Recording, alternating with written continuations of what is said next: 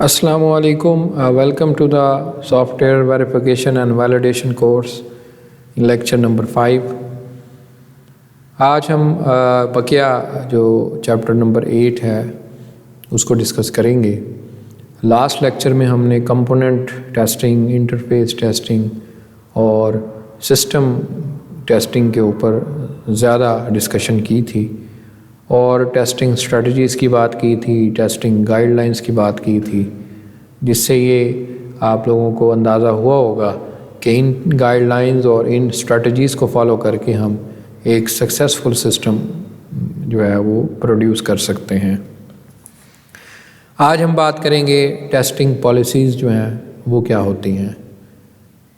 Exhaustive system testing is impossible, so the testing policies which define to required system test coverage may be developed.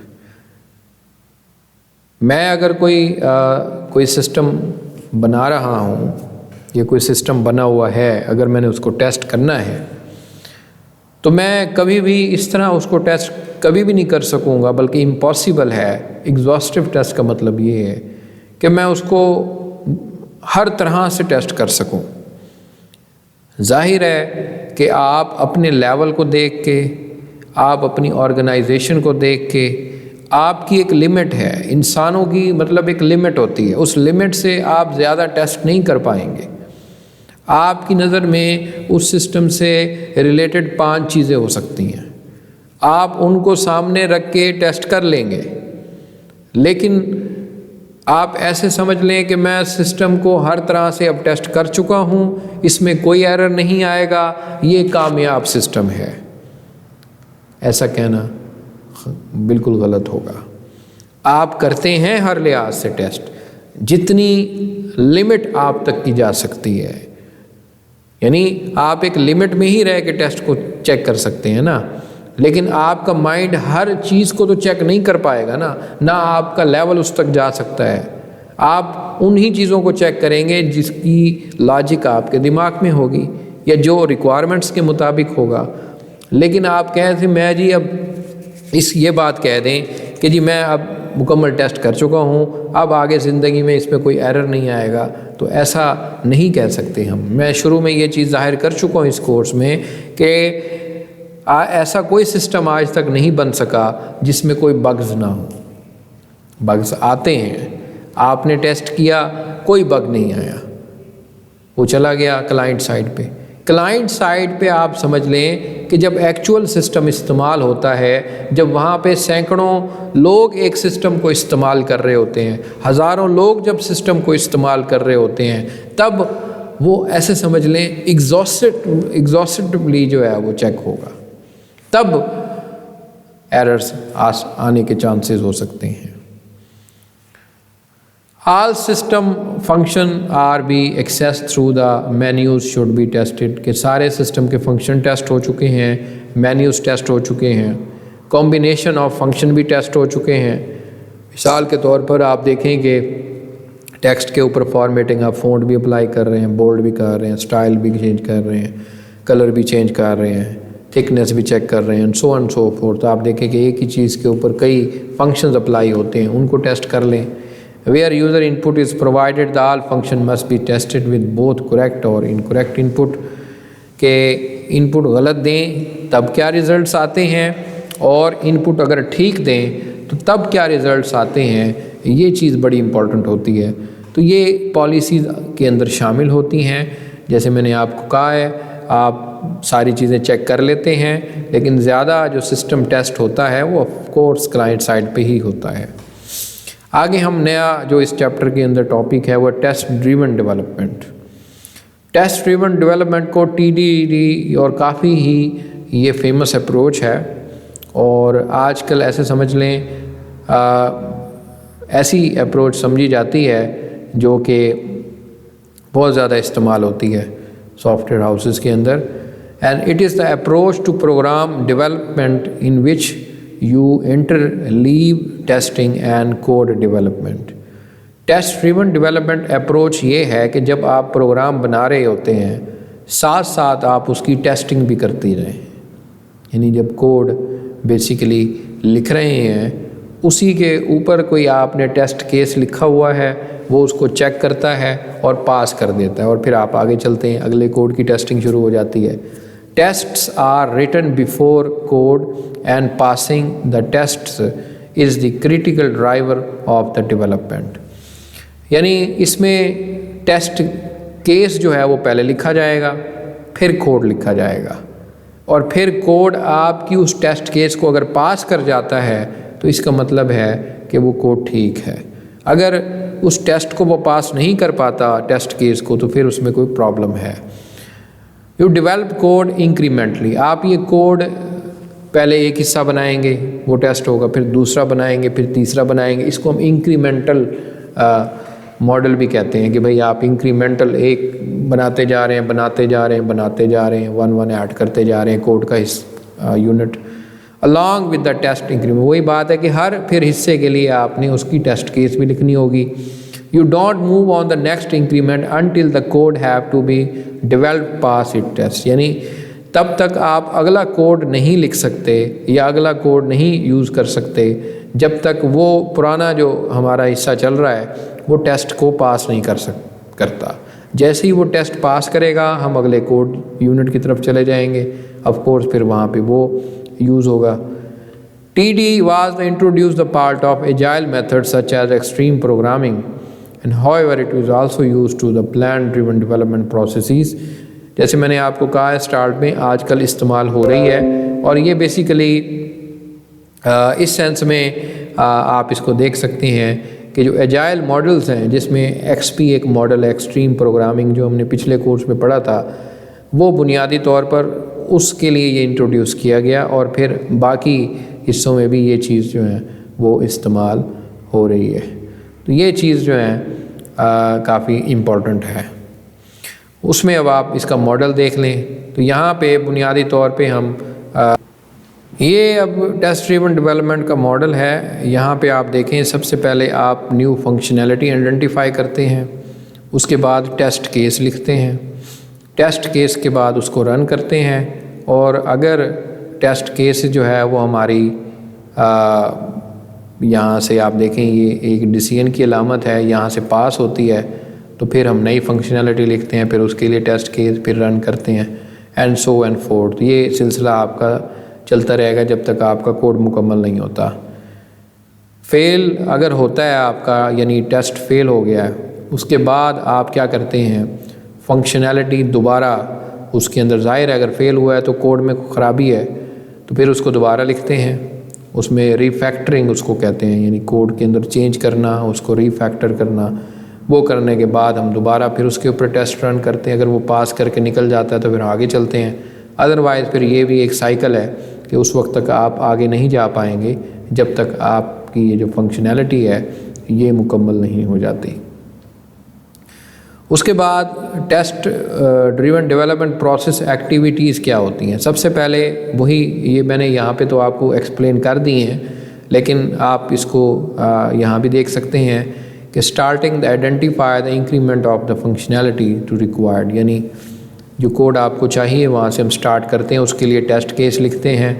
This should normally small and implementable to few lines of code, और क्योंकि ये code के छोटे छोटे टुकड़े होते हैं इसलिए इनको बनाना भी आसान है और इम्प्लीमेंट करना भी आसान है। Write the test for the functionality, हम उसके लिए ज़ाहिर कोड के लिए टेस्ट केस लिखेंगे। यहाँ पे ये हो सकता है कोई ऑटोमेटेड टेस्ट हो सकती है, ऑटोमेटिकली जो टेस्ट करे, मैनुअल भी टेस्ट कर सकते हैं आप। Run the test and along the other test with have been implemented, 7 और टेस्ट उसके साथ आप लगा के टेस्ट रन करेंगे, और उसके बाद अगर टेस्ट वही पास हो सकता है या फेल हो सकता है। तो अगर मतलब वो पास नहीं हुआ तो फिर हम उसको रीफैक्टर करेंगे और फिर दोबारा रन करेंगे, और अगर वो पास कर चुका है तो फिर हम अगला जो चंक ऑफ फंक्शनैलिटी है, यानी अगला जो कोड है, उसको फिर हम आगे स्टार्ट करेंगे। बेनिफिट्स क्या हैं इसके, एक तो कोड कवरेज हो जाती है, यानी पूरा जो प्रोग्राम है या पूरा जो कोड है वो आप सारा टेस्ट कर लेते हैं, हर सेगमेंट को टेस्ट करके। दूसरा, रिग्रेशन टेस्टिंग हो जाती है।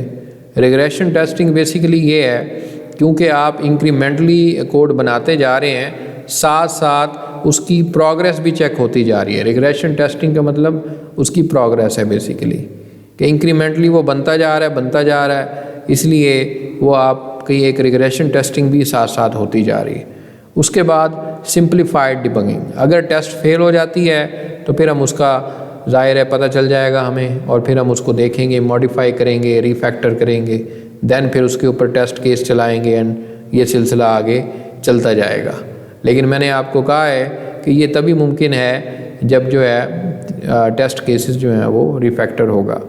उसके बाद सिस्टम डॉक्यूमेंटेशन, साथ साथ आप लिखते भी जाते हैं उसको, मतलब डॉक्यूमेंट भी करते जाते हैं। ये भी एक फ़ायदा है कि वो तमाम फिर जो हैं वो डॉक्यूमेंट भी आपके पास इस स्टेज के ऊपर बन जाता है। ये इसके एडवांटेजेस और बेनिफिट। अब रिग्रेशन टेस्टिंग की बात हुई थी तो वो भी देख लेते हैं। Regression testing is test the system that to check the changes have not broken the previously working code. Basically regression testing ये है कि आपने अगर कोई सिस्टम में चेंज किया है, ये कोड में चेंज किया है, तो उससे ओवरऑल सिस्टम की वर्किंग में तो कोई नहीं चेंज आ गया। इस चीज़ को टेस्ट करना है कि पहले ज़ाहिर एक कोड काम कर रहा था, आप उसमें कोई तब्दीली करना चाहते हैं, मॉडिफाई करना चाहते हैं, आपने उसको कर दिया। अब उसको जो मॉडिफाइड कोड ऐड करने के बाद ओवरऑल सिस्टम सही काम कर रहा है, यानी वो पुराना कोड फिर सही काम करेगा नए कोड को ऐड करने के बाद। ऐसा तो नहीं है कि वो जो नई चीज़ ऐड की है उसकी वजह से पुरानी चीज़ भी अपना काम करना छोड़ जाए, या उसमें कोई बिहेवियर ऐसा प्रोड्यूस हो जो हमें नहीं चाहिए चेंज करने से। तो इसी चीज़ को बेसिकली टेस्ट किया जाता है, इसको हम रिग्रेशन टेस्टिंग कहते हैं, कि अगर कोई अपडेट या चेंज की है तो उस केस में कोई सिस्टम में बिहेवियर ऐसा ना सामने आए जो पहले से डिफरेंट हो या अनएक्सपेक्टेड हो। In the manual testing process regression testing is expensive. अगर आप मैनुअल करेंगे ये चीज़ तो आपको ज़ाहिर है एक एक हिस्से को जाके अलग अलग टेस्ट करना पड़ेगा।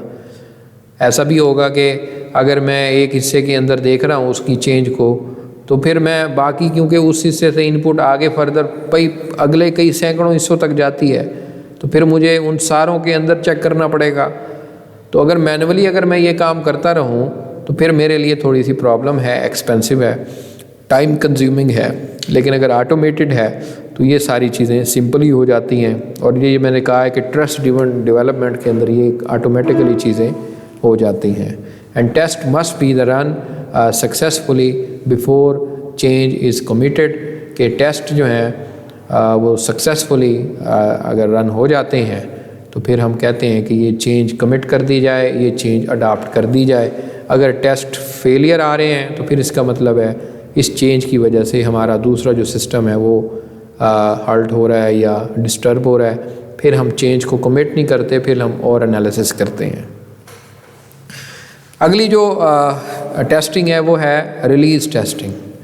रिलीज़ टेस्टिंग का तज़किरा मैंने शुरू में भी किया था इस चैप्टर के, कि release testing is the process of testing a particular release of the system intended to use the outside of the development team. यानी सिस्टम की कई रिलीज़ हो सकती हैं। एक रिलीज़ आपने की, अब वो रिलीज़ जानी है क्लाइंट साइड पे, क्योंकि हमारी डेवलपमेंट टीम से वो निकल के जाएगी क्लाइंट साइड पे, तो उसको टेस्ट कर लेना उस ख़ास रिलीज़ को, यानी टेस्ट केस क्लाइंट साइड पे जाने से पहले, ताकि आप यहीं पे देख लें कि वहाँ पे तो कोई एरर नहीं आ रहा। अगर नहीं आ रहा तो फिर आप आगे दे सकते हैं। The primary goal of the release testing is to convenience the supply of the system is to good enough to use.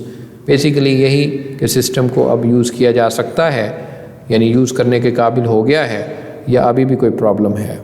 Release testing therefore has to show the system delivers its functionality, performance, dependability that does not fail during the normal use, कि ये चीज़ें ऐसी हैं कि अगर वो client इसको इस्तेमाल करे तो ये फ़ेल नहीं होनी चाहिए। अगर फ़ेल हो जाएंगी तो ओवरऑल हमारे सिस्टम की जो ज़ाहिर है क्वालिटी अफेक्ट होगी।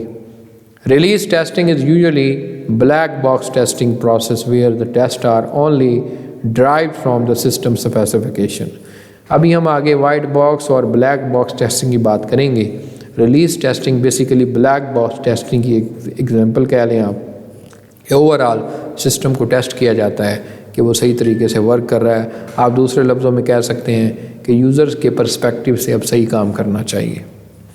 रिलीज़ टेस्टिंग और सिस्टम टेस्टिंग दोनों में क्या फ़र्क है? Important difference: separate of the team has not been involved in the system development should be responsible for the release testing। यानी इसके लिए कोई सेपरेट टीम जो है वो इन्वॉल्व नहीं होती, बल्कि वही लोग होते हैं जिन्होंने सिस्टम को बनाया है। और सिस्टम टेस्टिंग में basically focus on the discovering the bugs in system. ये बग्स को है क्योंकि अलग से टीम जो है वो सिस्टम की डेवलपमेंट के लिए नहीं है। और that is the objective of the release testing is to check the system meets the requirements. Basically release test का मतलब ये होता है कि जो क्लाइंट की रिक्वायरमेंट्स हैं उसके मुताबिक चल रहा है सिलसिला या नहीं चल रहा। अगर नहीं चल रहा तो फिर ज़ाहिर है कोई प्रॉब्लम है। रिक्वायरमेंट बेस्ड टेस्टिंग क्या है जी?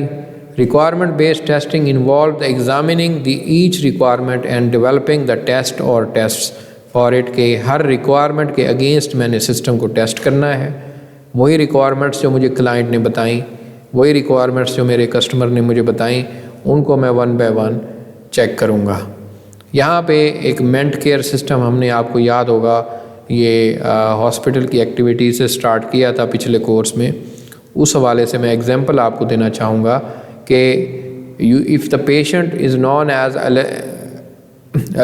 ये आपकी एलर्जिक जो प्रॉब्लम्स होती हैं उसके हवाले से है, to any particular medications then perceptions of the medication shall be result in warning message being issued to the system user. कि आपका सिस्टम अगर फ़र्ज़ करें कोई एलर्जी का पेशेंट है और उसको आप मेडिकल कोई मेडिसिन दे रहे हैं, तो उसकी परसेप्शन से अगर कोई, यानी हमने उसको एक मैसेज या मेडिकल कोई मेडिसिन दी हमने उसे, और अगर वो एलर्जी का पेशेंट है उसकी क्वांटिटी में अगर थोड़ा सा चेंज आ जाए तो वो सिस्टम अलर्ट कर दे, मैसेज दे दे कि भाई कोई प्रॉब्लम है, वार्निंग शो कर दे। तो ये एक रिक्वायरमेंट हो सकती है। If a pre subscriber shows to ignore an allergy warning then shall to produce a reason why has been the ignored. कि अगर वो उसको इग्नोर करना चाहे जो प्री सब्सक्राइबर है, तो फिर वो साथ ये भी बताए कि आप उसकी रीज़न भी बताए कि क्यों इग्नोर करें। तो ये चीज़ भी अब रिक्वायरमेंट है, क्योंकि वो इग्नोर कर दे बिल्कुल ख़त्म ना हो जाए, बल्कि मुझे आगे फिर वो एक और सामने डायलॉग दिखाए जिसमें मुझे वो रीज़न बतानी पड़े। इसके अलावा रिक्वायरमेंट टेस्टिंग में ये मुख्तलिफ़ रिक्वायरमेंट्स मैंने आपको दिखाई हैं। यानी वही, ये बेसिकली ये तो उस मेडिकल प्रॉब्लम से रिलेटेड हैं। आप इनको पढ़ लेंगे, आपको समझ में आ जाएंगी ये। अगर आप कोई और सिस्टम यूज़ करते हैं, जैसे फ़र्ज़ करें फ़ेसबुक यूज़ करते हैं, तो फ़ेसबुक में आप एक पोस्ट लगा रहे हैं, तो उस पोस्ट को लगाने के लिए आपने कोई इमेज लगाया है, तो उसको पोस्ट यानी बटन दिया जाए जिसे पोस्ट किया जाए। अगर कोई फ़र्ज़ करें कोई डिलीट करते हैं पोस्ट, तो मुझे वो बताए कि जी क्या आप मुझसे, यानी कन्फर्मेशन मांगे कि are you sure to deleting this post, yes और नो, डायरेक्ट डिलीट ना कर दे। तो ये भी रिक्वायरमेंट है एक। इस तरह की रिक्वायरमेंट कई हो सकती हैं। आप अपने जो सिस्टम इस्तेमाल करते हैं डेली बेसिस पे, जो भी उसकी फंक्शनैलिटी है वो बेसिकली उसकी रिक्वायरमेंट है। यहाँ पे अब आपको मैंने एक सिनेरियो दिखाया है मेंट केयर सिस्टम का। ये अब आपकी स्क्रीन पे है, ये आपने पढ़ लेना है और इसको अच्छे तरीके से समझना है, और फिर उसके बाद आप आगे चल के इसका जो है वो सिनेरियो देखेंगे। फीचर्स टेस्टेड बाय सिनेरियो, वही अब मैंने ये आप पढ़ लेंगे तो आपको समझ आ जाएगी। पढ़ने के बाद आपने ये वाली स्लाइड देखनी है। Authentication by logging on the system, यानी सबसे पहले सिस्टम लॉगिन करना है। लॉगिन करना है तो क्रेडेंशियल्स मिलेंगे, यूज़र नेम, पासवर्ड। आपने उसको ऑथेंटिकेट करना है कि क्या ये वही है बंदा है जो कि ऑथोराइज्ड है या अनऑथोराइज्ड तो नहीं है। इसी तरह पेशेंट्स के जो रिकॉर्ड्स हैं उनको डाउनलोड करना, अपलोड करना, ये इसमें ज़िक्र हो रहा है इस सिनेरियो में। होम विजिट स्केजुलिंग हो रही है, इनक्रप्शन और डिक्रप्शन हो रही है पेशेंट्स के रिकॉर्ड की, कि भाई उसको ऐसी फॉर्म में रखा जाता है अगर किसी के हाथ लग जाए तो वो अनयूजेबल हो। तो इनक्रप्शन और डिक्रप्शन आप इंफॉर्मेशन सिक्योरिटी के अंदर पढ़ेंगे। Record retrieval and modification, links with the drug database that maintain the side effect information, कि कोई ड्रग अगर है तो उसकी जो साइड इफ़ेक्ट्स हैं वो उसकी डेटाबेस में पड़े हुए होने चाहिए। ये सारी चीज़ उस पिछले सिस्टम से ड्राइव करके ही मैं आपको बता रहा हूँ। And the system for call prompting, तो सिस्टम कोई जो है वो प्रॉम्प्ट भी दे, यानी कोई कॉल प्रॉम्प्ट यानी वॉइस मैसेज। परफॉर्मेंस टेस्ट क्या होती है? Part of the release testing में involve the testing emergent properties, basically performance and reliability. ये पिछले कोर्स में भी मैं डिस्कस कर चुका हूँ, इस पे लेक्चर है मेरा पूरा एमरजेंट प्रॉपर्टीज़ का, वो सुन सकते हैं। कि ये वो रिक्वायरमेंट्स होती हैं, ये वो चीज़ें होती हैं जो कि सिस्टम की ओवरऑल चीज़ को हमारे सामने बयान कर रही होती हैं। जैसे कि परफॉर्मेंस ओवरऑल देखी जाती है, रिलायबिलिटी ओवरऑल देखी जाती है। तो इस चीज़ को टेस्ट करना परफॉर्मेंस टेस्टिंग है। Test should be reflect profile to use the system. Performance tests usually have to planning a series of tests which get load steadily increase until the, मतलब एकदम हम सिस्टम को यूज़ तो कर रहे हैं, हमने उसका एकदम लोड बढ़ा देना है, फिर देखना है कि क्या उसकी परफॉर्मेंस में कोई फ़र्क आ रहा है। तो अगर तो बहुत ज़्यादा फ़र्क है और सिस्टम एकदम बैठ गया तो मतलब है उसकी परफॉर्मेंस अच्छी नहीं है। स्ट्रेस टेस्टिंग भी परफॉर्मेंस टेस्ट का हिस्सा है। इसमें भी यही है कि आप सिस्टम को ओवरलोड कर देते हैं, यानी अपने बेबहा उसके ऊपर आपने चीज़ों को इस्तेमाल करना है ताकि ये पता चल सके कि वो ज़्यादा लोड के ऊपर कोई प्रॉब्लम तो नहीं क्रिएट कर रहा। तो ये चीज़ बड़ी इंपॉर्टेंट होती है। आखिर में एक्सेप्टेंस टेस्ट या यूज़र टेस्टिंग हम इसको कहते हैं। User testing use the customer develop product, यानी आपका कस्टमर उस प्रोडक्ट को इस्तेमाल करेगा। यूज़र और customer testing is a stage of testing process in which the user and customer provide input and advice on the system testing, के input provide करेगा और फिर ज़ाहिर है उसको रिज़ल्ट्स मिलेंगे, वो अपनी रिक्वायरमेंट से उनको मैच करेगा। अगर हो जाएंगे तो वेल एंड गुड, नहीं होंगे तो ज़ाहिर है फिर problem. User testing is essential, ये तो होनी ही है। Even when the comprehensive system and release testing have been the carried out. बाद औक़ात जो बड़े सिस्टम होते हैं उसमें पहले ये यूज़र टेस्टिंग कराई जाती है, फिर रिलीज टेस्टिंग की जाती है। तो ये इस तरह भी होता है। तो ये चीज़ जो है वो बेसिकली यूज़र के पर्सपेक्टिव से है। कितनी तरह के यूज़र्स टेस्टिंग होती हैं? अल्फ़ा टेस्टिंग है। Alpha testing user of the system software work with the development team to test the software at the developer site, यानी यूज़र को आप अपनी डेवलपमेंट टीम के साथ बिठा के टेस्ट करेंगे, उसको दिखाएंगे एक एक चीज़ करके, उसको हम अल्फ़ा टेस्टिंग कहते हैं। बीटा टेस्टिंग में release of software is made available for user to allow the experiment and raise problem to discover.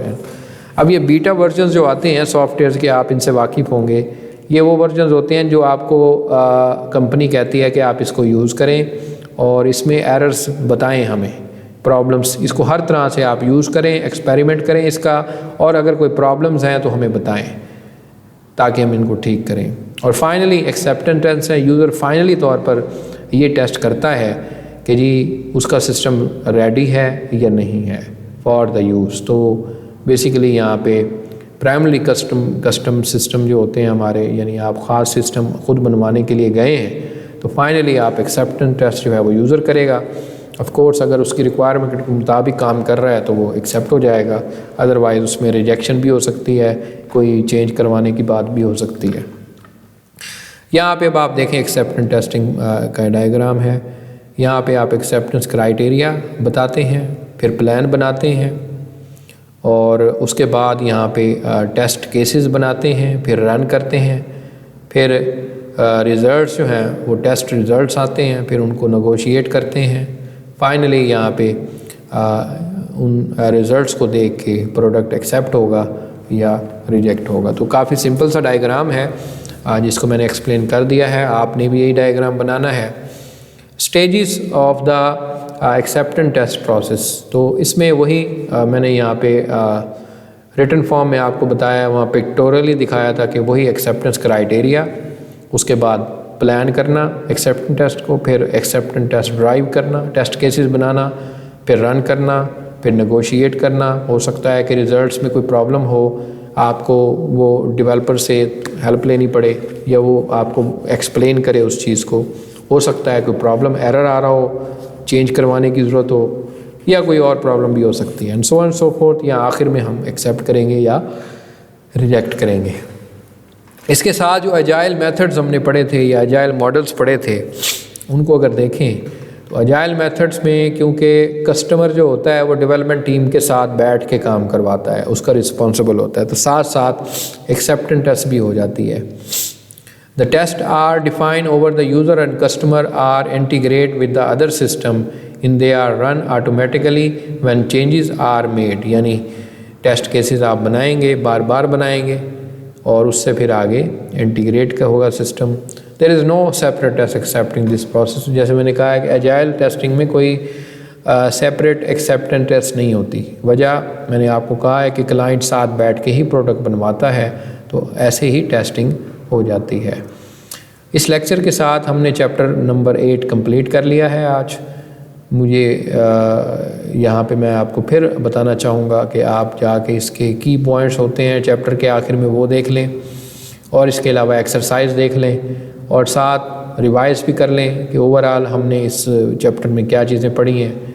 Next lecture में हम चैप्टर नंबर 9 यानी नेक्स्ट चैप्टर स्टार्ट करेंगे। तब तक के लिए मैं आपसे इजाज़त चाहता हूँ। खुदा हाफ़िज़।